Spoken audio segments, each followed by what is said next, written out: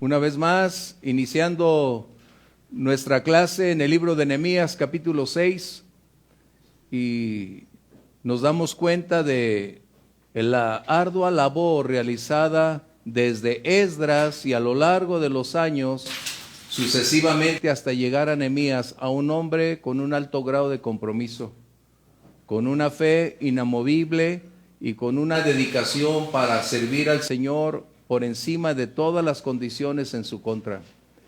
Y esta es una de las claras evidencias de cómo puede ser el modelo de un siervo al Señor. Y estas son las lecciones las cuales hemos venido adquiriendo al profundizar sobre el tema específico por el cual Dios nos ha legado el libro de Esdras y Nehemías, para mostrarnos cómo debe ser un liderazgo aprobado por Dios. Un liderazgo ubicado, colocado, respaldado por Dios para propiciar que la iniciativa divina de hacer en su soberana voluntad un propósito específico, elige a mujeres o a hombres acorde a su plan y su propósito específico para llevarlo a cabo.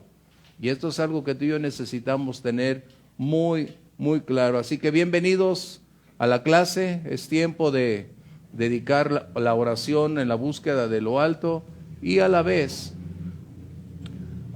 recordarles a quienes están a través de las redes sociales integrándose para retirar todos los distractores posibles y de esa manera ubicarse en el lugar menos propicio para ser molestados y tomar el tiempo para estudiar. Porque a veces, si no tenemos muy claro el mensaje, lo podemos tergiversar. Podemos darle otro sentido del cual no fue directamente enviado. Así que vamos a abrir nuestra Biblia, el capítulo 6 de Nehemías. Y antes recordemos, vamos a pedir la llenura, la dirección del Espíritu Santo para desarrollar nuestro crecimiento, nuestra madurez, cómo lograr ser más eficaces en el servicio, cómo evitar menos conflictos, cómo lograr ser más productivos en Dios. Estas son las razones de estudiar. Si el Señor no está con nosotros, dice el salmista, en vano trabajamos. Pero si actuamos conforme a su plan, conforme a sus recursos, entonces estaremos en la línea donde la obediencia propicia su respaldo, su ayuda y que las cosas prosperen. Vamos a pedir la oración de alguno de ustedes, por favor, diríjala y de esa manera entraremos juntos en la clase. Padre, te agradecemos, Señor. Sí, Señor. Un día más que nos diste, Señor, y ahora aquí reunidos con el propósito, Señor, de conocer, de aprender más acerca de aquellos recursos que tú ya nos delegaste, Señor, para poder, Señor, mi Dios, dar en el blanco en cada una de las áreas de nuestra vida, Señor. Y cuánto más, Señor, en el servicio para ti, para tu pueblo, Señor. Sí, Dios. Llena en esta noche nuestras vidas con tu presencia, dándonos sabiduría, Señor, revelación, dirección, Señor, en aquellas cosas que de momento a veces no percibimos, Señor, oh Padre, pero sobre todo, Señor, para el momento, Señor, para la ocasión en que se requiera, Señor, echar mano, Señor, de la riqueza de tu palabra, Señor. Gracias, para Padre, ser efectivos ante los demás y ante las situaciones mismas. Padre, gracias, Señor. Sé tú, Señor, confirmando a cada uno, Señor, ese llamado que tú nos has dado en el nombre de Jesús.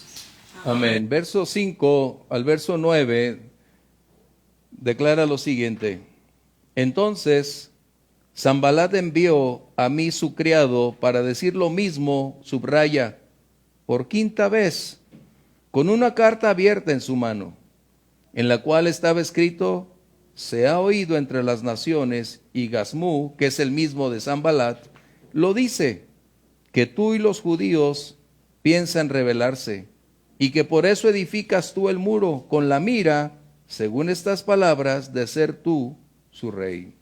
Y has puesto profetas que proclamen acerca de ti en Jerusalén, diciendo: hay rey en Judá. Y ahora serán oídas del rey las tales palabras. Ven, por tanto, y consultemos juntos. Entonces envié yo a decirle, no hay tal cosa como dices, sino que de tu corazón tú lo inventas. Porque todos ellos nos amedrentaban diciendo, se debilitarán las manos de ellos en la obra y no será terminada. Ahora pues, oh Dios, fortalece tú mis manos. Vamos a encontrarnos, como lo he venido mencionando, una gran cantidad de aspectos donde progresivamente Nehemías va revelando, no para ser él la figura, sino para mostrarnos que a quien Dios elige, a quien Dios llama, a quien Dios ubica, debe reunir características específicas que no pueden ser reemplazables. Eso es algo que necesitamos definir claramente.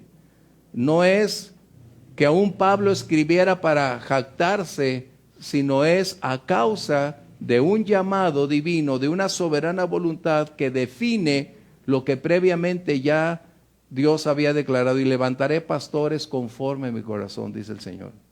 Eso es lo que necesitamos entender. Y algo que es prioritario e insubstituible es lo siguiente: el carácter en el servicio del Señor es prioritario a talentos, habilidades, cualidades, carisma, presentación, oratoria, recursos, posiciones sociales, grados académicos. En otras palabras, el carácter es el requisito imprescindible para ser un siervo de Dios. El carácter es el que ha venido forjándose a través de las diferentes etapas, circunstancias, donde las condiciones han venido afectando, y ese control o tener en las manos la capacidad del dominio propio para mantenerse por encima de todas esas provocaciones, es lo que va a definir quiénes somos. El carácter no es algo optativo, es ahora sí que imprescindible, porque es el eje central después del llamado, lo que va a estar en operación. El ministerio no es como cualquier profesión. Alguien puede ser el mejor profesionista, el mejor, es un doctor en cualquier área académica, y su vida inmoral y su vida espiritual es un quebranto, es una derrota. Y puede seguir siendo el mejor profesionista, pero en el ministerio no podemos compartir eso. El ministerio se determina por lo que somos, creemos y lo que hacemos. Esa es una característica de todo buen ministro. Fiel, vivir en santidad y caminar en fidelidad para con Dios. Así que no cambiemos como actualmente lo vemos en la iglesia. Si tiene carisma, si sabe hablar bien, si es exitoso en los negocios, si tiene un grado académico, vamos a colocarlo, no. Se requiere carácter, y el carácter no es ser enojón como yo. El carácter es saber medir cuándo, cómo y qué hacer, y mantenerte firme a pesar de y en contra de. Eso es algo que debes desarrollar, y si lo puedes aprender a desarrollar desde ahora, porque no tienes que ser ni voluble, ni sentimental, ni un ogro, ni un dictador. Ese es el punto del carácter, lo que estamos hablando. Es imperativo tener el carácter, y eso se logra como una consecuencia del llamado de Dios que va equipándote para ese momento, pero tú eres responsable de desarrollarlo o minimizarlo. ¿Estamos bien? Eso es algo que necesitamos aclarar muy trascendentemente, porque a lo largo de los años nos vamos a dar cuenta que lo que va a prevalecer es como la belleza. La belleza va disminuyendo, la figura va cambiando por otra figura, ¿no? Y se va perdiendo. Las arrugas empiezan a emerger, queramos o no. La vejez va a ir dando paso, la juventud se va acabando. Y la esencia es la que prevalece. Así es el carácter. Vendrán condiciones, vendrán inviernos, vendrán tormentas, vendrán tiempos soleados, vendrán tiempos de alegría, pero el carácter es el que debe prevalecer. Esa es la razón por la cual encontramos a un Esdras, a un Nehemías, a un Pablo, bajo condiciones severas, pero manteniendo siempre su condición. Bien. Continuamos entonces con la clase del verso 5 al 9. La resistencia de la oposición o la persistencia de la oposición no lograba disminuir en ningún momento la fe, la confianza, la entrega, la pasión de Nehemías. Se encontraba ya en una condicionante donde en 4 ocasiones las amenazas, las provocaciones habían tratado de desvirtuar a Nehemías. Pero ahora Sanballat hace una estrategia distinta, y esto es algo que necesitamos ver. El enemigo es el amo del disfraz y va a manejarse por cualquier ámbito donde pueda lograr disuadir al creyente o al liderazgo para separarse o abandonar la obra a la cual han sido llamados. El enemigo siempre buscará cualquier espacio, cualquier condición, cualquier tiempo, porque el enemigo no da tregua. Y es donde necesitamos estar alertas al respecto. Así que por lo tanto, Sanballat estará tratando ahora de buscar la manera de cómo propiciar un cambio radical en quienes trabajan y a la vez buscar la forma ideal, idónea para evitar que el pueblo llegue a concluir la obra. Y esa es una de las razones principales en todo tiempo y en todo lugar para todo ministerio. La oposición buscará no permitir continuar la obra. Eso lo buscará por cualquier medio visible. Ahora la nueva estrategia que brota desde esta mente perversa es cómo denigrar, cómo acabar con la reputación de Nehemías, cómo buscar algo desnable en contra de aquel que es el liderazgo. Y esta es una de sus armas más intensas a lo largo de toda la historia. Porque si no puede vencer a través de la fuerza y existe oposición, entonces tratará de socavar la veracidad, la credibilidad de una persona para impedir que logre el propósito para el cual ha sido llamado.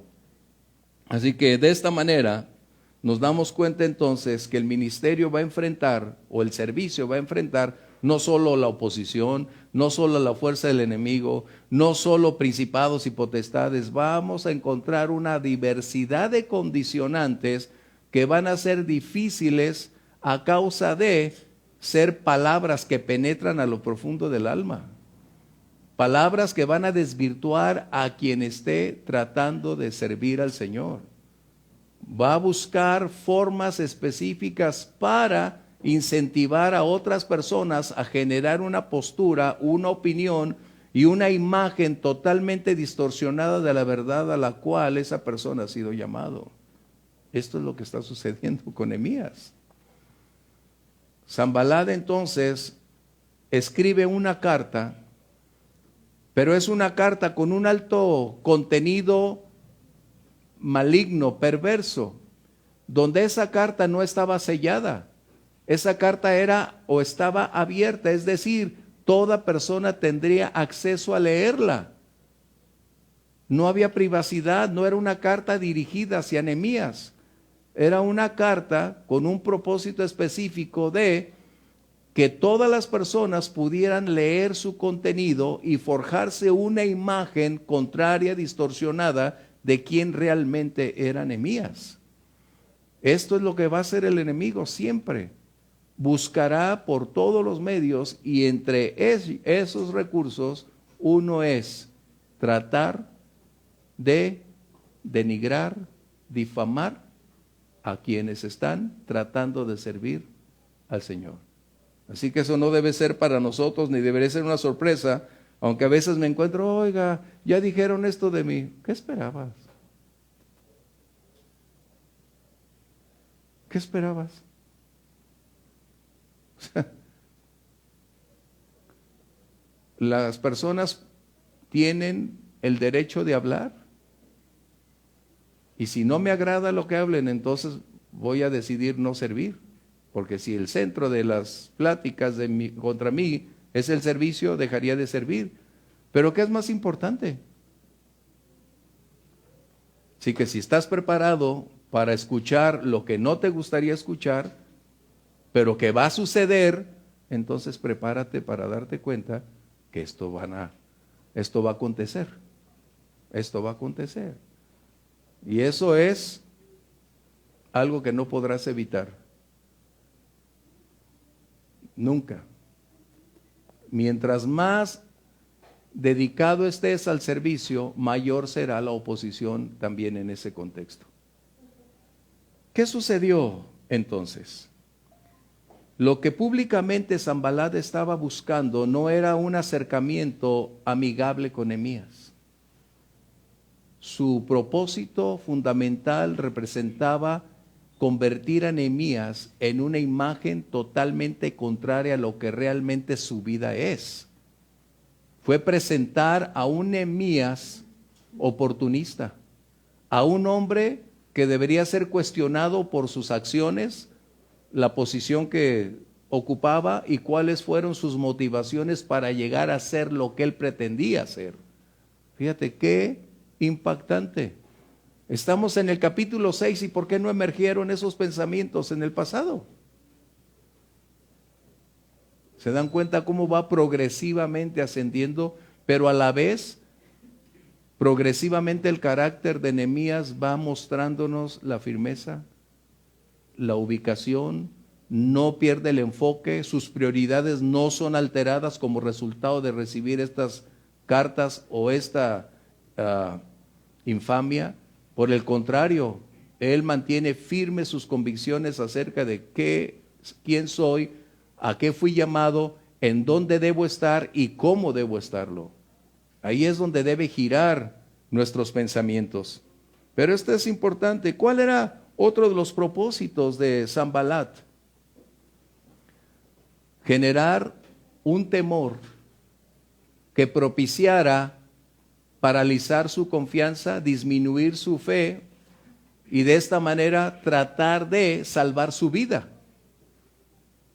Y esta es una de las grandes características que necesitamos recordar.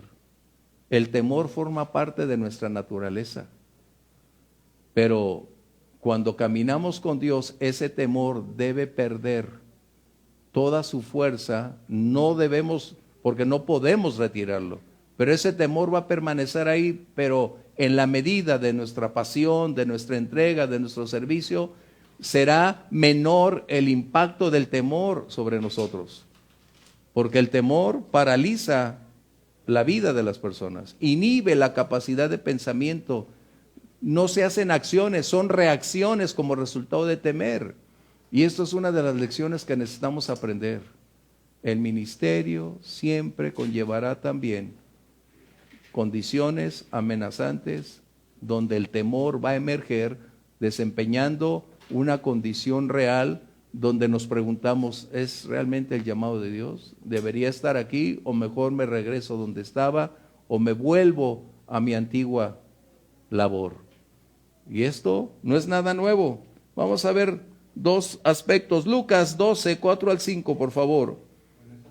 Y otro 13, 31 al 33, sí, adelante.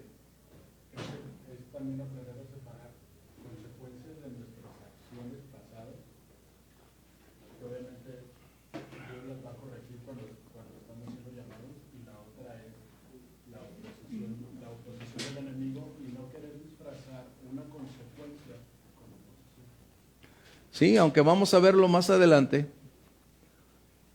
siempre nosotros, todos tenemos un pasado del cual no queremos recordar, pero nunca lo vamos a borrar. La labor del enemigo es desenterrar ese ayer.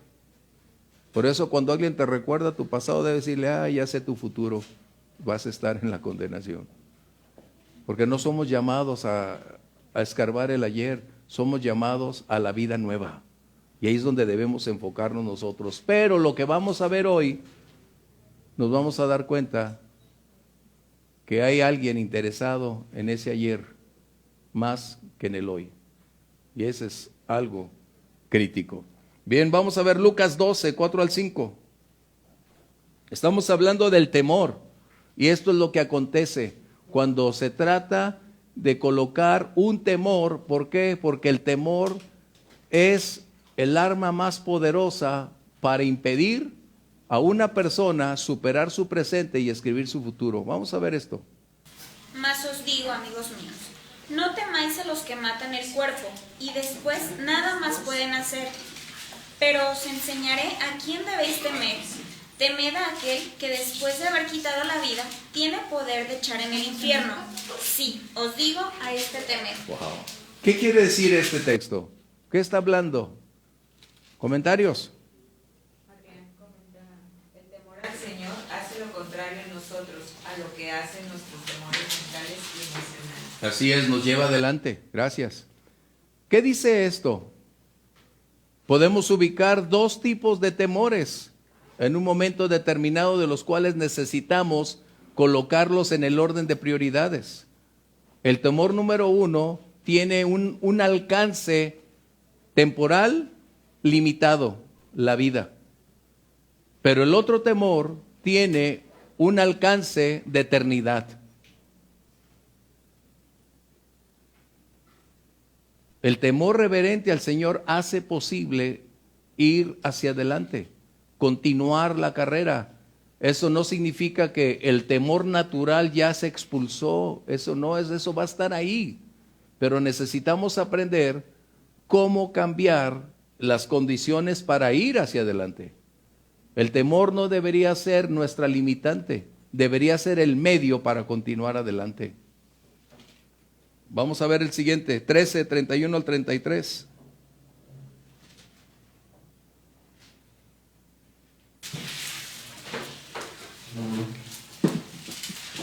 Aquel mismo día llegaron unos fariseos diciéndole, sal y vete de aquí, porque Herodes te quiere matar. Y les dijo, id y decid a aquella zorra, he aquí echo fuera demonios y hago curaciones hoy y mañana, y al tercer día termino mi obra. Sin embargo, es necesario que hoy y mañana y pasado mañana siga mi camino, porque no es posible que un profeta muera fuera de Jerusalén. ¿Qué está mencionando? Aún el mismo Señor Jesús fue confrontado para decirle, salva tu vida, retírate del ministerio, aléjate, te están buscando. Y el más perverso de todos estos reyes es Herodes. ¿Y qué dice? Pues mira, ese Señor solo tiene un alcance temporal limitado. Pero yo continuaré haciendo la labor para la cual descendí. Vine hasta cumplir el último punto de lo escrito y entonces las cosas sucederán. Esto es lo que debemos aprender. Siempre habrá condiciones amenazantes. Siempre la medida en que tú vas ascendiendo hay amenazas, hay condiciones. Y las cosas así van a ser. Un amigo que es pastor hace años me platicó lo siguiente, oye, he estado recibiendo llamadas de una persona para amenazarme de muerte. Imagínate, aquí de la ciudad. Ahora, ¿eran reales? Sí, eran reales. ¿Y el punto cuál era? Hacerlo desistir de continuar la obra. Y esas amenazas no tenían rostro, porque hasta ese momento no se había mencionado ni su nombre ni quién era. Pero las continuas llamadas precisamente establecían que su fin, su propósito era advertirle que si continuaba en el ministerio, este hombre que llamaba acabaría con su vida. ¿Qué sucedió? Pues orando y platicando, él decidió continuar. Y gracias a Dios después supo el nombre de la persona quien le había llamado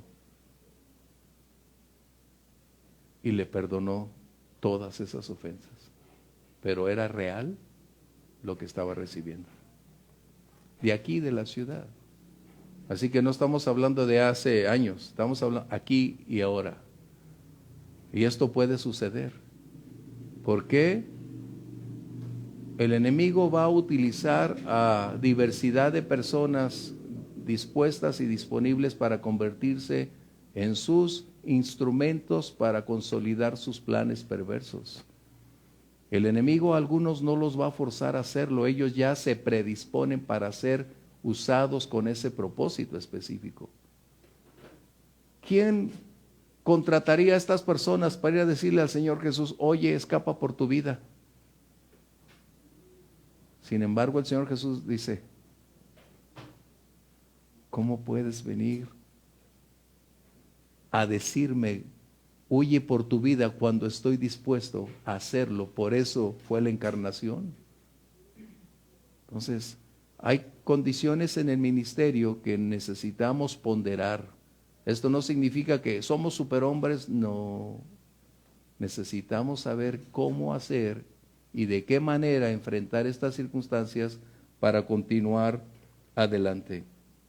Mira, en la Segunda Guerra Mundial, Adolfo Hitler, hizo una declaración acerca de su aspecto bélico. 4 cosas mencionó. La primera fue la siguiente. Él dijo, vamos a producir confusión mental. Fíjate lo que está. Y no estamos hablando de Joseph Goebbels, que fue el director de prensa, que él mencionó explotar el temor. Hitler está hablando de una condición que ellos iban a colocar, no solo en Alemania, sino en todas las naciones donde ellos iban a conquistar. Confusión mental.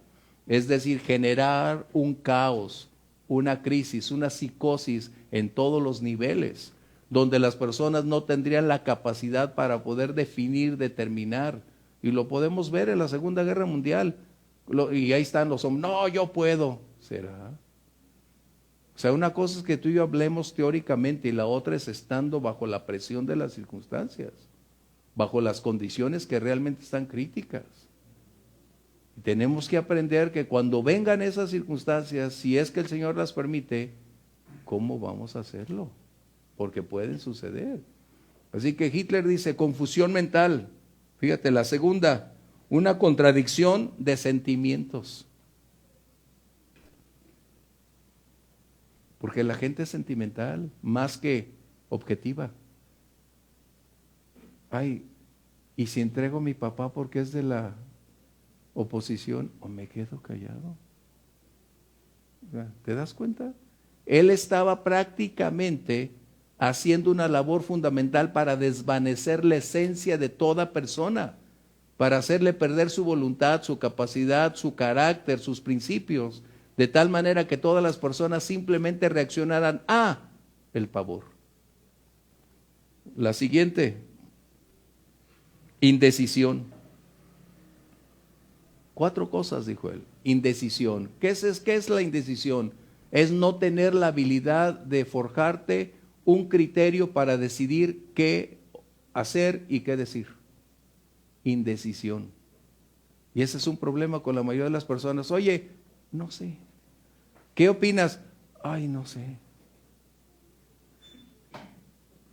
El carácter es tener una firmeza, una convicción, sea que acertaste o te equivocaste, pero necesitas tener una definición acerca de decidir qué vas a hacer.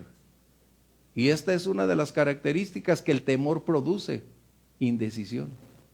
Y la cuarta cosa que mencionó Hitler, dijo, pánico. Pánico. Ese fue el éxito de Alemania. Estas 4 armas fueron su bandera. Y fue el éxito de Hitler por esos años hasta que no vino la oposición con mejores recursos para superarlos. Pero mientras, Alemania, Italia, Francia y todas esas naciones que fueron ocupadas fue a causa de estas 4 condiciones. La pregunta es, ¿no habría intelectuales en esos lugares? Por supuesto. Pero ¿qué sucede? Estas 4 armas son la destrucción espiritual, moral, física, material de todo ser humano. Dense cuenta. Y es lo que Sanbalat estaba tratando de generar en Nehemías. Wow. ¿Comentarios?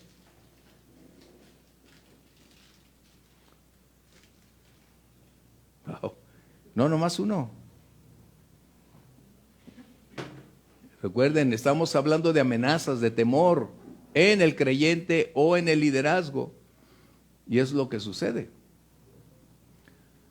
Uno de los líderes en la Segunda Guerra Mundial, que es de mis preferidos cuando leo la historia, es Churchill. Él mencionó lo siguiente, cuando escuchó que Hitler estaba empeñado, decidido a invadir Inglaterra. Él dijo, lo único que tengo que dar es sangre, sudor, lágrimas y entrega para salir adelante. Denos las armas y nosotros venceremos al enemigo. Qué tremendo. Les recomiendo lean la biografía, la historia de Churchill, Winston Churchill. Es que necesitamos estudiar. No es nada más el hoy. Tenemos un mundo ilimitado de posibilidades de dónde aprender y cómo hacerlo. Y una de esas figuras, uno de los grandes líderes en la Segunda Guerra Mundial fue Winston Churchill. No podemos decir todo lo hizo bien, pero la gran mayoría del por qué Inglaterra alcanzó y subió a la cima fue en parte debido a la influencia, como prediqué el domingo, la influencia de un hombre como Winston Churchill. Y esa es la labor del liderazgo, la influencia. Bien. La carta contenía además una serie de condicionantes que repercutirían en el presente y en el futuro de Nehemías como de todo el pueblo de Jerusalén. Y esa carta tenía 2 graves acusaciones. La primera, el cargo fue de sedición, es decir, de incitar al pueblo a rebelarse en contra del orden establecido. ¿Vamos bien? Verso 6. Se ha oído entre las naciones que tú y los judíos piensan rebelarse y que por eso edifican el muro con la mira, según estas palabras, de ser tú el rey. Esta acusación estaría propiciando entonces que se convirtiera en el enemigo público número 1. ¿Pero qué creen? También el Señor Jesús fue acusado de sedición. Vamos a ver Lucas 23, 1 al 2. O sea, las herramientas, los recursos, las armas que el enemigo va a utilizar, no nada más lo va a usar en algún lugar, es parte de su forma de hacer las cosas. Si al mismo Señor Jesús lo acusaron de sedición. Lucas, vamos a ver 23, 1 al 2, por favor.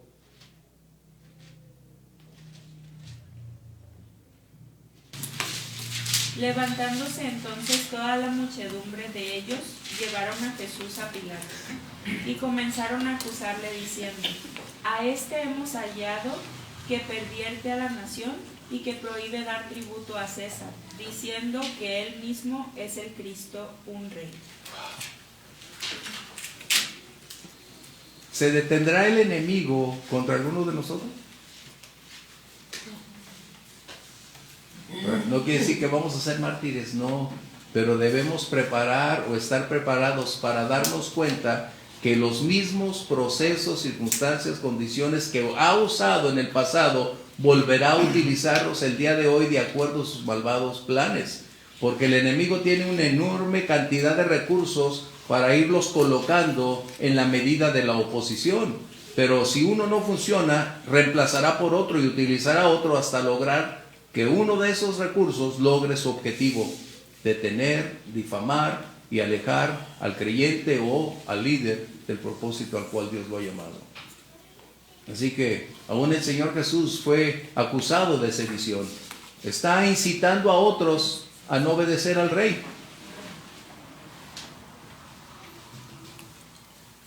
A veces en la iglesia se cree que también los pastores hacen eso. No, por eso. Y algo que tengo que puntualizar, muy claro.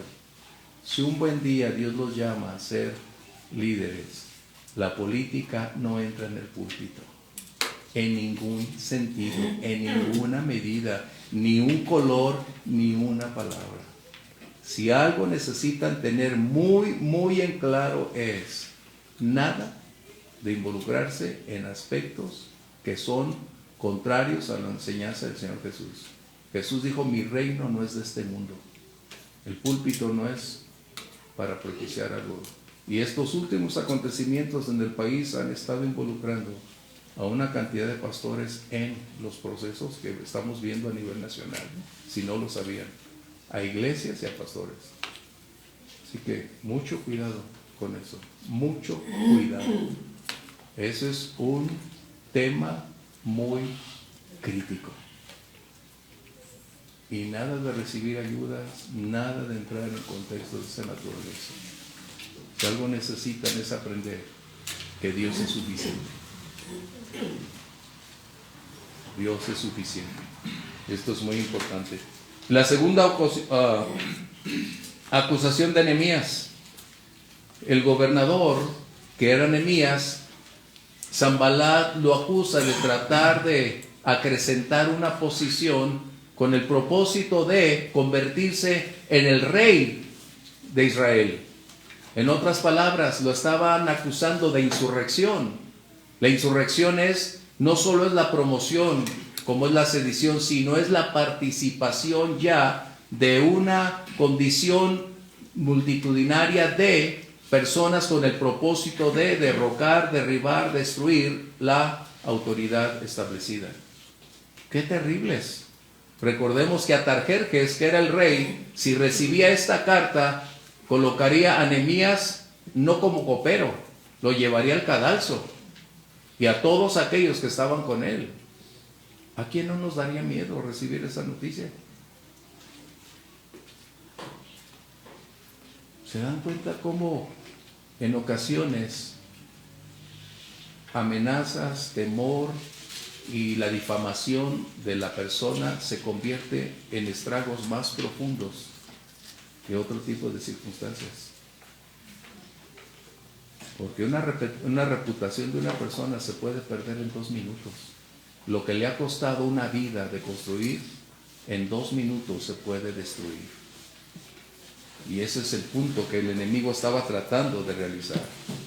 Así que había otro. ¿Cómo haría Sanbalat? ¿Cómo lograría su objetivo? ¿Cómo pensaría el enemigo para tratar de cumplir sus planes? ¿Cómo obtendría los resultados esperados? Primero, amenazas, denigrar, difamar, pero eso no estaba funcionando. ¿Qué más tendría que hacer? El enemigo es experto en hacer de la palabra un medio para convencer a los creyentes de escuchar un mensaje y disuadirlos para cambiar su postura, la posición que requieren. El enemigo utilizaría la palabra escrita, es decir, toda la escritura, la ley, el enemigo siempre la ha utilizado tergiversándola para desviar la fe y la atención de los creyentes. Otro medio que iba a utilizar es la voz audible, es decir, los profetas que anuncian o anunciaban el mensaje de Dios era la voz audible por la cual el pueblo judío siempre escuchaba y obedecía. El enemigo trató de utilizar ambas cosas para disuadir al pueblo de no hacer la obra. Primero, vamos a ver, Daniel 6:5 y otro, por favor, Lucas 4:9 al 10. Fíjese lo que dice el verso 7. Has puesto profetas que proclamen acerca de ti en Jerusalén diciendo, hay rey en Judá. Profetas. Wow. Ese era el medio en el Antiguo Testamento, cómo Dios levantó a David, cómo Dios colocó a Saúl, cómo Dios llamó a reyes a través de profetas. Entonces debemos entender que el enemigo conoce la Escritura, pero no para convertirse, sino para desvirtuarla y aprovechar la falta de conocimiento, la falta de comunión con la palabra para entender qué es lo que está sucediendo. Vamos a ver, Luke, por favor, Daniel 6:5. Entonces dijeron aquellos hombres, no hallaremos contra este Daniel ocasión alguna para acusarle, si no la hallamos contra él en relación con la ley de su Dios. ¿Qué dice eso? ¿Qué dice? No encontraban ninguna falta en lo moral, en lo ético, en lo financiero. No existía un antecedente de corrupción en la vida de Daniel porque él estaba en la cima, incrustado, sirviendo gubernamentalmente, pero él nunca se había aprovechado de la posición en la cual él estaba. No había un robo ni de un lápiz. No había nepotismo, no se había aprovechado de comprar terrenos para él mismo, de enriquecimiento ilícito. ¿Qué dijeron? No hay absolutamente ninguna falta en él. Eso es lo que todo creyente que aspira a la política debe tener presente. Posteriormente, dice, pero sí sabemos cómo lograr encontrar faltas en su contra. Si no lo podemos acusar de algo en lo físico, en lo natural, en lo espiritual lo vamos a hacer. ¿Cómo? Vamos a colocar la palabra para que caiga en esa trampa. Wow, ¿se dan cuenta? Por eso Pablo escribe más siglos adelante que el enemigo tiene sus propios ministros ya dentro de la iglesia.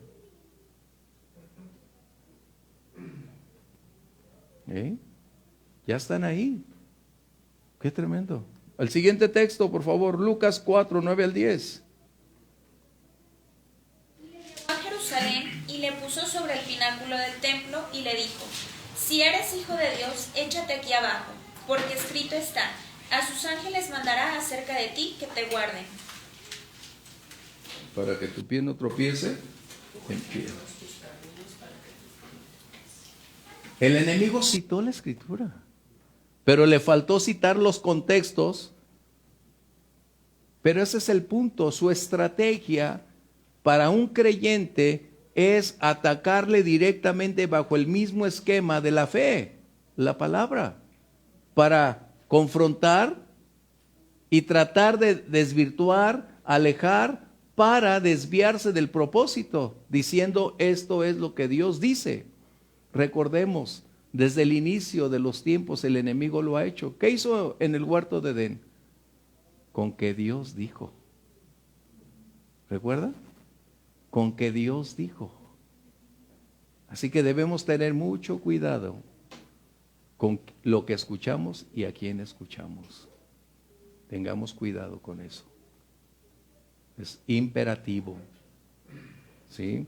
Si ustedes están deseando tener una formación teológica más sólida, más sana, elijan sabiamente en dónde tener esa fuente de revelación, de conocimiento, porque será su presente y su futuro. Ustedes van a escribir su mañana aquí y ahora. Y mientras no decidan arraigarse sobre las verdades fundamentales de una sana doctrina, podemos pagar un precio por perder la vertical y desviarnos de la senda correcta. No es lo que creo, es lo que la Biblia dice. No es mi postura, no es lo que pienso, es lo que la Biblia enseña.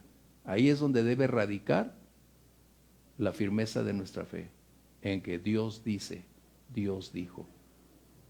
La respuesta del Señor Jesús fue, escrito está. escrito está. ¿Estamos bien? Esto es algo que debemos a nosotros mismos decirnos, no es lo que siento, no es lo que veo, es lo que Dios dice. Es lo que Dios dice. ¿Vamos bien? ¿Comentarios? ¿Cuál era la búsqueda entonces al colocar estas acusaciones? Sencillo, el mismo Señor Jesús declaró siglos adelante, una casa dividida contra sí misma no prevalece. La función del enemigo es dividir, desunir, porque cuando hay división, la conquista es más factible, en menor tiempo y con menores recursos. ¡Qué tremendo! Esto es lo que Sanbalat estaba tratando de hacer, crear dentro del mismo pueblo, al distorsionar la imagen de Nehemías, una falta de credibilidad, una desunión, una separación, a causa de que el pueblo se iba a dividir. Unos pensarían bien, la mayoría pensaría mal. Y qué tristeza. Hay algo que necesito puntualizar.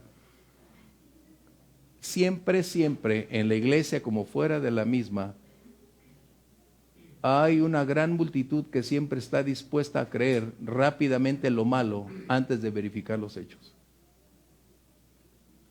En tu empresa, donde te desenvuelves, donde tú estés. Ese es un principio. Y prefieren hablar de lo malo antes de verificar la realidad. Y ese es algo que cuesta. Porque están más dispuestos y son más crédulos para aceptar una plática, un comentario que es irrelevante en vez de cerciorarse acerca de un hecho. Por eso es que tanta envidia en los trabajos, tantos conflictos, que al rato desean tener el puesto, la posición que tú tienes, pero no quieren pagar el precio que pagaste para lograr y estar ahí. Qué terrible. En el ministerio es igual. Es igual. Así de sencillo. Bien. ¿Qué sucedió? ¿Cómo una condición de calumnia empieza a generar un alto impacto dentro del pueblo? Porque la imagen de Nehemías ahora se ve alterada, no por él ser distinto. Él siempre fue lo que él desde un principio mostró. La diferencia ahora emanaba del impacto generado por las palabras de un extraño, que al introducirse se esparcen sus noticias y parecen ser más bien recibidas que rechazadas. Y esa difamación estaba tratando de derrocar al liderazgo, porque si logra derrocar al liderazgo, el Señor Jesús dijo, porque hiere al pastor y las ovejas. Qué increíble el enemigo. Qué perverso. Pero esta es una realidad que nosotros necesitamos tener aquí. Así que si desvirtúa la realidad de un siervo, de un creyente, de cómo es su dedicación por el Señor, cómo honra su llamado, la manera en que sirve, la disposición, su tiempo dedicado, cuando es deformada esa imagen por una declaración perversa, la gran mayoría de personas ve, sí, cierto, con razón, y empiezan a sacar conclusiones donde no las hay. La pregunta entonces es, ¿cómo debemos nosotros responder? Y hay un aspecto fundamental doctrinal primero. Una de mis preocupaciones en ustedes es que aprendan doctrina. Carácter sin doctrina carece de fundamento. La doctrina es esencial para el desarrollo de su carácter y de la misión asignada que Dios va un buen día a colocar. Y la doctrina no es optativa. Su función de ustedes es aprender doctrina. Si algo necesitan aprender es doctrina. Oración, comunión y doctrina es fundamental. Por eso el apóstol Pablo, por el Espíritu Santo, empieza a advertir, no sean llevados por todo viento de doctrina, Si algo necesitamos es doctrina. La doctrina es la roca firme que nos va a sustentar a Jesucristo, a la verdad de la palabra, a lo que emana de las Escrituras, al cuerpo doctrinal. Y la palabra doctrina es lo que se enseña. Eso significa, y eso lo deben tener muy claro, porque la doctrina debe ser un aspecto desde que ustedes comparten en cualquier, ya sea el miércoles, el viernes o prediquen, la doctrina va a fluir y debe ser fundamental para evidenciar lo que somos, a quién pertenecemos y lo que creemos. Es importantísimo. ¿Y qué sucede aquí con esta palabra? Todo siervo, y no estamos hablando solo de el pastor, todo siervo, toda persona que sirve es lo que estamos diciendo. Un siervo es alguien que sirve al Señor en cualquier ámbito, en cualquier lugar. Todo siervo requiere respeto, requiere honra, requiere credibilidad. ¿Por qué? Porque somos conocidos por lo que ahora sí somos y hacemos. ¿Y cómo entonces debemos actuar cuando un comentario viene a nuestra vida? 1 Timoteo capítulo 5, verso 19, ahí nos vamos a detener un poquito. 1 Timoteo 5, 19, esto es doctrina, por favor, y esto es indistinto de quién recibas el reporte, ¿eh? Eso es algo que necesito decirte. Ay, es que es esta persona, independientemente de quién es y lo que diga, tú necesitas determinar si escuchas o cierras tus oídos y le dices, basta, hasta aquí. Hace unos años, cuando estábamos en la iglesia, se me acercó un doctor que tenía ya tiempo en la iglesia. Y vino y me dice, oye, ¿te puedo hacer un comentario? Pues necesito escucharlo. Y él, de una manera sarcástica y muy crítica, me dice, oye, ¿sabes que el pastor está haciendo mal uso de los recursos de la iglesia? Dije, mira, no te permito que hables eso. La segunda, si tú no vas y se lo dices, yo voy a ir a decírselo. Eso es porque a veces ustedes, ay, ¿cómo le voy a decir? Ay, ¿cómo lo voy a decir? Si no aprendes a tener carácter aquí ahora, nunca lo vas a tener. Nunca lo vas a tener. Pero es que, ¿cómo le voy a decir? Queremos ser políticos, queremos quedar bien con uno y con otro, no puedes. O eres frío o eres caliente. ¿Qué dice el Señor? Por cuanto no eres ni tibio, por cuanto ni frío ni caliente y eres tibio, no podemos tener dos pies en diferente lugar. No estaba yo defendiendo al pastor, estaba tomando lo que la Biblia enseña que debo hacer. ¿Te das cuenta? Y eso es lo que necesitamos, doctrina. ¿Qué debo hacer? ¿Qué dice? Primera de Timoteo 5:19, por favor. Contra un anciano no admitas acusación, sino con 2 o 3 testigos. Pregunta, ¿qué es eso? Porque he preguntado varios textos y nadie ha dicho nada. ¿Qué quiere decir? Esto es doctrina. ¿Qué dice? ¿A qué se refiere? Si alguien lo está acusando, tiene que tener los testigos para fundamentar lo que... Pero ¿en qué? ¿Cómo serían esos testigos? Por eso nos vamos a detener aquí. Tuvieron que haber visto, no tuvieron que haber escuchado su versión, sino tuvieron que haber sido testigos oculares en el momento preciso. Primer punto. Los testigos no son personas que se han puesto de acuerdo o que tienen un sentimiento contrario o que tienen una posición similar. No estamos hablando de eso. Un testigo es aquel que se convierte en alguien que vio, escuchó y precisamente, físicamente se convierte en un testigo ocular. En otras palabras, nadie colocó una palabra, nadie le invitó a pensar distinto. Él tiene un panorama claro por sí mismo, tiene la capacidad para analizar, evaluar, escuchar y determinar qué es lo que va a hacer.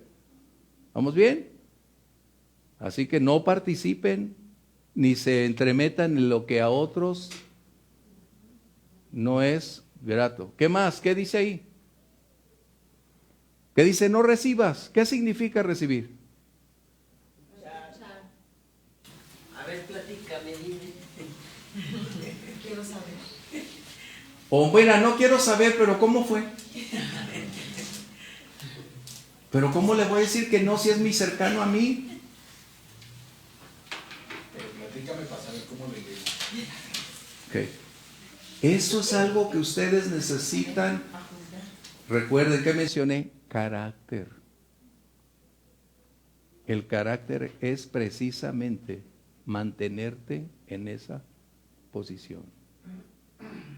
No es que no escuchemos a alguien, pero el procedimiento bíblico para poder escuchar eso, entonces necesitamos tener 2 adicionales que garanticen, declaren exactamente esa condición. Wow. Así que no debes participar ni debes dar lugar a la curiosidad. Que si fue una situación aislada, o si es un acto recurrente, obviamente va a haber el momento en el que va a haber testigos, ¿verdad? Exactamente. Por ejemplo, la persona que me dijo que el pastor utilizaba mal los recursos, ¿tienes testigos? ¿Hay quienes corroboren? Si los hay, ¿por qué no hacerlo entonces? Pero dice acusación, no aseveración, escúchame bien. La acusación es una condición que se propone, pero no es un hecho probado. Se requiere entonces buscar la respuesta hasta lograr que el hecho sea verídico o solo sea infundado. Y eso, ¿cómo cuesta trabajo en la iglesia? Porque es más fácil dar lugar al oído y tratar de escuchar a alguien que tú no tienes ni la más mínima idea cuál es su motivación para eso.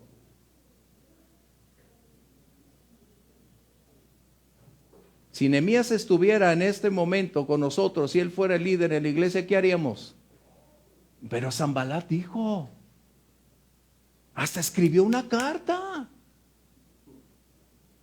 y le va a enviar al rey Atarjerjes para decir lo que está pasando aquí. No, yo mejor me voy con él porque así si viene Atarjerjes, no me cortan la cabeza. ¿Te das cuenta? No recibas ninguna acusación. Sé prudente, sé objetivo, no sentimental, no emocional. No nos dejemos llevar por la mayoría. Dice, si no se tienen 2 o 3 testigos, no recibas la acusación. Si hay 2 o 3 testigos, entonces es susceptible de recibirse esa acusación. ¿Comentarios? Nadie comentó. Esa es doctrina, recuerden, no es postura, no es que yo creo, no, ¿qué es doctrinalmente aceptable delante de Dios? La pregunta es, ¿por qué nos dejaría entonces el Señor estas palabras? ¿Para hacer como quisiéramos en la iglesia? No, por eso las cartas pastorales son indispensables para conocer las condiciones y los fundamentos de cómo debemos actuar. Por eso Pablo le dice a Timoteo, para que sepas cómo conducirte en la iglesia. ¿Sí? La conclusión, en base a estos versículos, para mí queda muy claro la comunicación que Nehemías tuvo con el rey, porque en el capítulo 2, verso 5, y dije al rey, si le place al rey y tu siervo ha hallado gracia delante de ti, envíame a Judá, la ciudad de los sepulcros de mis padres, y la reedificaré. Y no nomás él, dice, entonces el rey me dijo, y la reina estaba sentada junto a él. O sea, a él esto no lo movió porque él le dijo claramente al rey qué es lo que iba a hacer, y como no estaba hablando de ninguna manera contraria a lo que dijo, entonces por eso es bien importante que nosotros tengamos la continua comunicación a través de la palabra y la oración con Dios para estar seguros a lo que Él nos envía y hasta dónde nos aprueba, nos respalda conforme a todo lo que está aquí escrito. Miren, a veces para mí son sencillas las cosas. Para mí a veces son tan claras que me cuesta trabajo cuando alguien no las puede entender, porque para mí no son tan claras. Es como, ahí van a encontrar en sus notas, puse ahí el robo de identidad. Y en las redes sociales les sucede mucho. Y luego andan colocando un letrerito. Si te llega un anuncio, si te llega algo, no soy yo, recibí, me robaron mi identidad. La pregunta es, yo no tengo necesidad de que me digas quién eres, yo sé quién eres. Y si tienes palabras o acciones que están ahí y no las conozco, emanados de tu carácter, no lo voy a creer ni lo voy a recibir, es tan sencillo. Nehemías estaba seguro quién era él y lo que había hecho y no le preocupaba tanto el qué dirán. Pero a veces estamos más preocupados en nuestra reputación, en defender nuestro honor, que continuar la senda. Yo a veces cuando leo ahí que dice, me robaron mi identidad, si te llega una propuesta, un aviso, no creas, no soy yo. Quiere decir que ni te conocen, ni te has dado a conocer realmente. Yo nunca colocaría una señal de esas, nunca. Porque quien me conoce sabe quién soy. ¿Verdad que sí? Tan fácil que es eso. Pero entonces, ¿por qué colocan esas leyendas? Porque no saben las personas quién realmente es, a quien le robaron su identidad. También callados. Pero es cierto. O sea, para mí es tan sencillo darme cuenta. Tal vez porque soy muy dedicado a observar y a escuchar. Como digo, estoy en todo, ¿no? Y si algo sé, es lo que puedo percatarme. Tengo 2 ojos que se abren muy claro y tengo 2 oídos que escuchan demasiado. Y puedo darme cuenta. Es que tú dijiste algo ahorita, le es más fácil a la iglesia no tener un partido que estamos hablando de es una postura y mejor llevarse bien con todos, aunque sepas que él está hablando mal de alguien, aunque sepas que le está robando. Pero entonces somos políticamente correctos, que no debe ser, en lugar de poner un carácter, una postura. No es lo mismo Dios te bendiga en la iglesia, que si te invito, que si me invitas a tu casa voy, que si platico, porque no queremos definir la postura correcta, porque no nos gusta que nos volteen a ver mal o que seamos parte de los que señalan. Si no les gusta esa posición de tener una línea definida, no es para ustedes el ministerio. No es para ustedes el ministerio. Tienes necesidad de tener un carácter y una línea muy bien definida. No puedes estar dentro o fuera a la vez. No podemos tener 2 condicionantes, o como dijeran hoy, ¿no? Un doble lenguaje, una doble imagen, no podemos tenerlo. Es necesario que nosotros aprendamos que a quien vamos a servir, a quien vamos a representar, Él no tiene un rasgo como nosotros.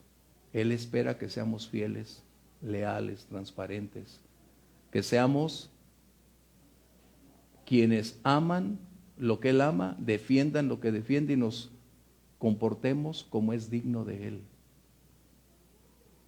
Eso es muy distinto. Y es necesario que nosotros entonces aprendamos que el servicio te va a generar crítica, te va a generar señalamientos, una gran cantidad de aspectos. Pero Dios, si te llama, te va a equipar y preparar. Pero tú necesitas desarrollar el carácter. El doctor que se acercó a mí aquella vez nunca más lo volvió a hacer, porque no permití ni un comentario adicional, ni uno solo. ¿Por qué? Porque no es delante de Dios correcto, ni tampoco iba a fallarme doctrinalmente, porque al que sabe hacer lo bueno y no lo hace, ¿qué? ¿Qué dice?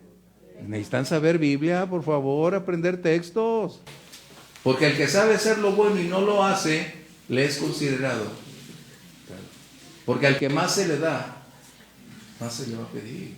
Si yo sé este principio bíblico de no recibir alguna acusación contra alguien que sirve, ¿cómo me voy a prestar a dar lugar, a escuchar? Estoy fallándole a Dios y me estoy fallando a mí mismo por no haber colocado la verdad antes que mi curiosidad.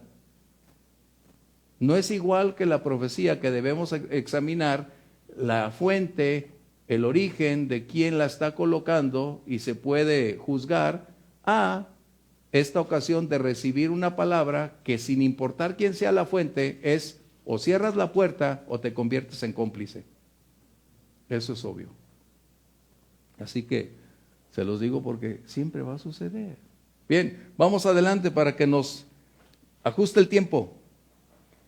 Verso 8 está hablando acerca de la respuesta. Entonces envié yo a decirle, no hay tal cosa como dices, sino que de tu corazón tú lo inventas. La acusación había generado ya un gran impacto que estaba generando estragos en el pueblo y alrededor de Nehemías. ¿Cómo enfrentó Nehemías esta acción donde denigraron su vida, su llamado, su ministerio, su función, su entrega? ¿Cómo lo hizo? ¿Cómo lo enfrentó Nehemías? ¿Cómo lo enfrentó? ¿Fue directamente a confrontar? ¿Fue a defender su honor? ¿Fue a perder su tiempo para tratar de buscar que se retractaran de esas palabras? ¿Que trató de quedar bien con ellos? O sea, esto es lo que necesitamos, y se los digo una y otra vez, no podemos tener dos posturas a la vez. Necesitamos ser firmes y tomar una sola posición, no dos. Y cuando decidimos tomar una posición va a haber un precio, un costo a pagar. Y por eso son estas clases, para que ustedes las puedan ir evaluando, para que si llega el momento puedan decidir en base a hechos, voy o mejor me quedo donde estoy. Eso es algo que tienen que medir con toda claridad. ¿Cómo reaccionamos ante la difamación? ¿Cómo reaccionarías ante la difamación? ¿Cómo la enfrentamos? Es una pregunta que tienes que hacerte. ¿Cómo enfrentamos la censura? ¿Cómo enfrentas el descrédito? ¿Cómo lo enfrentas? ¿Permaneces como Nehemías, orando, confiando en Dios, o vas a ir a tocar la puerta y decir, oye, ¿de qué se trata? Yo no te he hecho nada, ¿por qué me difamas? ¿Cuál es el modelo? ¿Qué tenemos que hacer? ¿Llevarlo? Sí. Ahorita me quedé meditando en la clase pasada, veíamos cómo Nehemías no se apresuraba a confrontar, porque recibía cartas, pero él no seguía, digamos, esta historia. Pero cuando fue, digamos, un ataque directo con esto de la carta abierta y de que muchas personas podían enterarse o hacer algo de esto, es un ejemplo también de cómo debemos ser firmes en afrontar cualquier circunstancia, que ya es un ataque frontal, y pues estar firmes, ¿no?, en eso. Y creo que es un ejemplo súper... No, estamos hablando que es algo que requiere inversión con Dios. No estás hablando de que, no, yo lo hago, no, eso es tratar de creerse a sí mismo, de un orgullo, de una capacidad que no existe. Pero Nehemías era un hombre de oración, un hombre que Dios preparó para esos momentos, pero que sus reacciones estaban impactándolo. Pero él decidió suprimirlas y no involucrarse en tratar de defenderse. Un genuino siervo de Dios no pierde su tiempo buscando cómo tratar de quedar bien, cómo salvar su honor, cómo evitar que su reputación se deteriore, porque esa no es la labor de un siervo, porque esos son supuestos. Es muy diferente cuando es un hecho comprobado, entonces sí tienes que defender. Pero mientras, Nehemías sabía que en el Señor estaba su fortaleza y su protección. Vamos a ver Génesis 28:15 y otro, por favor, Hechos 23:31. Cuando tú eres llamado, hay una certeza porque Dios ya habló contigo acerca de qué espera de ti, en dónde te va a ubicar y hacia dónde debes dirigirte. Eso no va a eliminar obstáculos, eso no va a impedir acciones contrarias, eso no va a impedir que vengan lágrimas, vengan tiempos críticos, no. Por el contrario, va a ser tiempo de prueba, tiempo de pasar esas aguas difíciles, pero sabrás que Dios sigue teniendo el control. Mencioné que Nehemías no tomaba decisiones por emociones, sus decisiones estaban por convicciones, y eso es imprescindible. Mis decisiones las debo tomar en base a lo que la palabra de Dios revela, la dirección divina, y entonces debo hacerlo. ¿Sí? ¿Qué dice aquí en Génesis? Esto es algo que debemos conservar en nosotros. Cuando Dios te ha llamado, cuando Dios te ha dado una misión específica, esto es lo que deberá suceder. Vamos a leerlo, por favor. He aquí, yo estoy contigo, y te guardaré por donde quiera que fueres, y volveré a traerte a esta tierra, porque no te dejaré hasta que haya hecho lo que te he dicho. ¿Qué dice? ¿Qué dice Dios? ¿Qué dice Dios? Que pues Él va a estar ahí, que Él nos va a guardar, porque pues Él tiene ya un propósito y un plan para nosotros, entonces Él va a completarlos. Y eso también involucra su cuidado, su cobertura. Mientras camines en obediencia en la labor comisionada por Él, entonces esas palabras se convierten en una verdad en nosotros. Nehemías estaba seguro que él cumpliría, que él terminaría la obra a pesar de las amenazas, a pesar del temor, porque quien lo dijo es el Señor. Y eso debe ser para nosotros la misma garantía. Si Dios lo dijo, Él lo cumplirá. ¿Cuándo? En su tiempo y su momento, pero Él lo hará. En otras palabras, nadie nos arrebatará de su mano hasta que Dios decida, en base a lo que ya cumplimos, llevarnos con Él. Hechos, por favor. Libro de Hechos. Hechos 23:31. Y más adelante alguien, 2 Corintios 13:8, por favor, para ir concluyendo. 23:11. 23:11. A la noche siguiente se le presentó el Señor y le dijo. Más fuerte, por favor. A la noche siguiente se le presentó el Señor y le dijo: ten ánimo, Pablo, pues como has testificado de mí en Jerusalén, así es necesario que testifiques también en Roma. Pablo no estaba exento de la problemática. Desde el principio Dios le había dicho: tú estarás atravesando todo tipo de calamidades y circunstancias. Pero cada vez parecían esas circunstancias ir en un alto incremento progresivamente. Pablo había enfrentado una multitud y el Señor aparece y le dice: mira, Pablo, todavía no es tu tiempo. Todavía necesitas ir a Roma. Pero antes de llegar a Roma, ¿qué sucede? Un naufragio donde todos parecían, ¿y qué decía Pablo? Aún nosotros pensamos que nos íbamos a morir. Pues no, porque no había concluido su obra. Su obra para concluir estaba en Roma. Y aún cuando salen del naufragio, una víbora le pega, ¿no?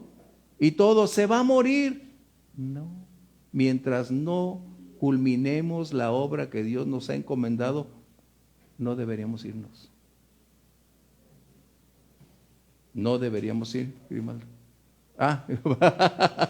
No deberíamos irnos hasta no cumplirse el propósito de Dios. En cambio, el apóstol Pablo en 1 Corintios 11 menciona que algunos se fueron anticipadamente y ya duermen. Esa es otra doctrina que después compartiremos, pero son aspectos doctrinales que necesitamos. Eso quiere decir que Dios tiene un tiempo y un momento para decir, vámonos a casa. ¿Sí? ¿Comentarios? Hablando doctrinalmente, de Génesis 28, le está diciendo a Jacob, y le dice, o sea, debemos de tomarlo hasta la mitad, nada más la parte A, porque le dice ella, y yo estoy contigo y te guardaré por donde quiera que fueres, y volveré a traerte a esta tierra, porque no te dejaré hasta, o sea, le está hablando a Jacob que lo va a regresar, pero en este caso a Nehemías, pues no lo va a regresar. Entonces el 28 le está diciendo, dice o sea, nada más la mitad del texto. no, al final donde dice, te guardaré, porque hasta que no cumpla lo que te he prometido. Ese es el punto. Hay cosas que se aplican individual, como en este caso parte de traerte a Jacob, y esa otra parte de te guardaré hasta, habla precisamente de la misión asignada para cumplir ese propósito. Es ahí donde tenemos que colocar esos balances. Es como cuando dice, si mi pueblo se humillare y buscare mi rostro, yo sanaré su tierra. Ahí no está hablando de nosotros, de que va a sanar nuestra tierra. Ahí está hablándole a Israel, porque ellos dependían de la agricultura. O sea, esos son puntos doctrinales que necesitamos ir disipando. Hay palabras que son para Israel, pero en su contexto hay promesas para nosotros, pero no todo aplica a la iglesia. Necesitamos irlo disipando. Eso de que si se arrepiente, claro, nosotros tenemos que arrepentirnos, pero dice, sanaré su tierra. ¿Qué dice? Segunda de Crónicas 7:14.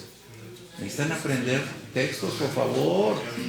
Aprendan textos. Es una lección que ustedes necesitan tener. Si tuviera el hermano Pablo, ya nos hubiera regresado a kinder. Segunda de Crónicas 7:14. Si mi pueblo se humillara y buscara mi rostro, entonces Yo iré desde los cielos, perdonaré sus pecados y sanaré su tierra. a ver qué dice. Vamos a los que ya tienen ahí el texto. Si se humillare mi pueblo, sobre el cual mi nombre es invocado, y oraren y buscaren mi rostro, y se convirtieren de sus malos caminos, entonces yo oiré desde los cielos y perdonaré sus pecados. Hasta ahí para nosotros es similar. Perdonará mis pecados. ¿Qué sigue? Y sanaré su tierra. ¿A qué se refiere? Dios había dicho de Deuteronomio 28, si tu desobediencia es una realidad, tus campos no van a prosperar, van a ser estériles, no va a haber producción. ¿Qué más? Ahora estarán abiertos mis ojos y atentos mis oídos a la oración en este lugar, porque ahora he elegido y santificado esta casa, para que esté en ella mi nombre para siempre, y mis ojos y mi corazón estarán allí para siempre. Bueno, ya ven, en esta casa, ¿cuál casa? Donde Salomón había dedicado, no es esta casa. O sea, ven, vamos adelante. 2 Corintios 13:18, aquí es donde se colocó Nehemías, y es donde tú y yo necesitamos colocarlos para concluir. 13:8, por favor. 2 Corintios 13:8. La verdad, esa tarde o temprano se va a revelar, y es donde tú y yo necesitamos esperar. Mi tiempo es demasiado importante como para irlo a perder en tratar de defenderme, ¿sabes? Un liderazgo, y eso escríbanlo, un genuino liderazgo no desperdicia su tiempo buscando cómo defender su honor ni su reputación. ¿Qué dice 2 Corintios 13:8 para concluir? Porque nada podemos contra la verdad, sino por la verdad. Tan sencillo que es, por eso digo, a veces es tan sencillo, pero nos gana la emoción, nos gana el sentimiento, nos gana el enojo. No, yo tengo que hacer. No lo hagas. La verdad, tarde o temprano, saldrá a la luz. Y entonces, si tú estuviste del lado contrario a la verdad, qué vergüenza. Porque te fuiste por el espejismo del sentimiento, de la emoción, de lo que otro dijo. Cuando tú tomas decisiones en base a hechos, esas nunca van a cambiar. Los hechos siempre van a ser los mismos, y es donde tú y yo necesitamos estar. No en especulaciones, no en forma, sino en la verdad, porque esa va a definir absolutamente todo. De hecho, Jesús dijo, y conocerán la verdad, y la verdad les hará libres. Así que aprendamos cómo mantenernos. Daniel 6:4, esto es algo que el enemigo, y nada más para concluir, el enemigo va a buscar en el pasado o en el presente argumentos para tratar de denigrarte, para tratar de generar descalificativos que produzcan a tu imagen ser distorsionada. Con eso concluimos. Daniel 6:4, por favor. Entonces los gobernadores y sátrapas buscaban ocasión para acusar a Daniel en lo relacionado al reino, mas no podían hallar ocasión alguna o falta, porque él era fiel, y ningún vicio ni falta fue hallado en él. ¿Qué buscaban? Algo que les permitiera tener una acusación. ¿Qué hacen los políticos hoy? Buscan en el ayer condiciones para empañar la reputación, la figura de una persona, para descalificarlo, para retirarlo del medio. El enemigo eso va a hacer siempre. Por eso mencioné que el pasado no lo podemos borrar. Tenemos que aprender a vivir con ese pasado y saber qué hacer con ese pasado. Nuestro pasado no debe ser nuestro permanente presente. El pasado fue parte de nuestra historia que nadie la va a poder borrar. Aunque yo diga, no existe, yo declaro que no es real. Está ahí, mi pasado no puede ser borrado. Pero debo aprender que ese pasado, por mis consecuencias, por mis acciones, está ahí. Pero sé que aun cuando el enemigo lo trate de usar en mi contra, primero Dios me perdonó, ya me puse en paz con quien tenía problemas y no hay nada que declarar, porque un pecado confesado es un pecado perdonado y olvidado por Dios. Aprendamos, sí. Me recordaba ahorita Proverbios que dice, quien cuida la higuera comerá su fruto. Ajá. Y el que mira por los intereses de su Señor tendrá honra. Pues si nosotros estamos enfocados en lo que debemos, así hablen y digan, ¿no? Finalmente quien se encarga de darnos esa honra y nuestro fundamento donde esté, pues nada de esa verdad va a ser comprobada, nada de esas acusaciones van a ser comprobadas, así porque es. Finalmente pues la verdad el Señor. Excelente, eso es lo que necesitamos, aprender a descansar en Dios. Y si el enemigo va a sacar algo del ayer, no nos espante.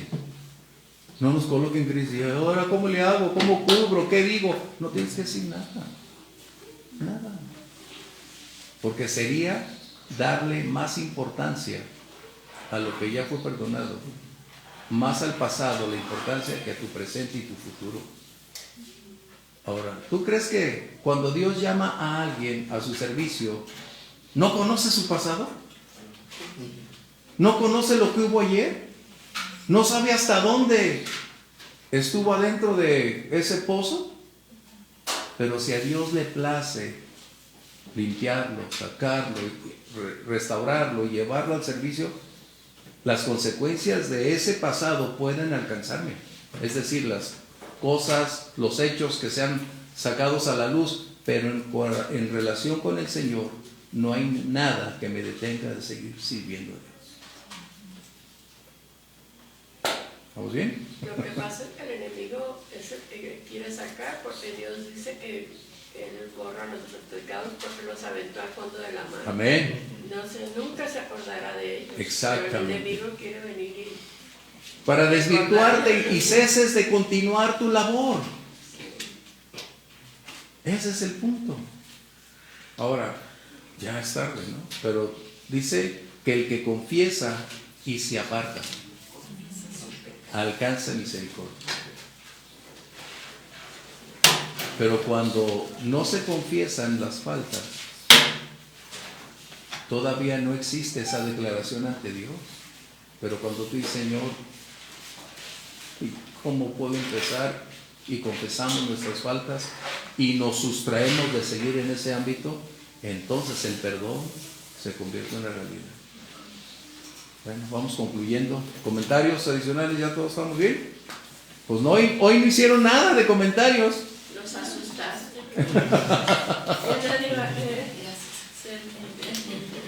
No, necesitamos servir. Lo único que necesitamos es tener mayor profundidad en nuestra relación con Dios y de conocimiento de la palabra. Y el carácter necesita ser cada vez formado. Yo estoy en ese proceso y estaré toda mi vida hasta el último instante.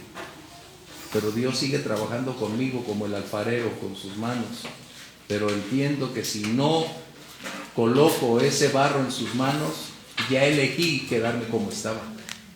Entonces, Señor, sigue haciendo tu obra. Y Él va a forjarnos cada día. Vamos a orar. Algunos de ustedes, por favor, diríjanos en oración.